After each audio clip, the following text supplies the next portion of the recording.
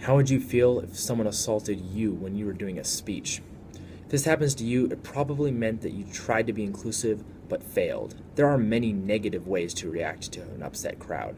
Being an inclusive speaker is an important role in public speaking. Speaking without inclusiveness is dangerous to your credibility. Inclusiveness is an important part of your speech. There are many correct and positive ways to be inclusive toward a crowd, but at the same time, there are plenty of ways to piss off your audience for lack thereof. Have you ever gotten anxious or on edge when speaking to people who don't show you respect? This can help draw out a harmful reaction from yourself. People tend to become self-conscious when people don't pay them with a desired attitude, and this can push an individual to act in a negative and counterproductive way. You see, negative actions elicit a negative response.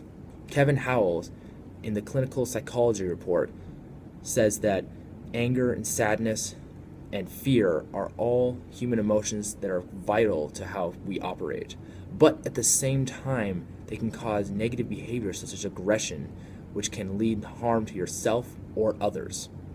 Having a lack of inclusiveness can breed insult and offense, two things that can kill a speech. It is a form of isolation and hinders the atmosphere of being an inclusive speaker. In the Journal of Experimental Social Psychology, it says that there is evidence that even in the absence of negative outcomes, the mere specter of potential discrimination can disrupt a task performance and achievement. So being an inclusive speaker, i.e. not prejudiced and not racist, is an important aspect to uphold in your speech. Positive reactions bring on a soothing or positive response. When an audience sees that you are willing to be open-minded or unwilling to respond in a negative way, they are less likely to become more aggravated.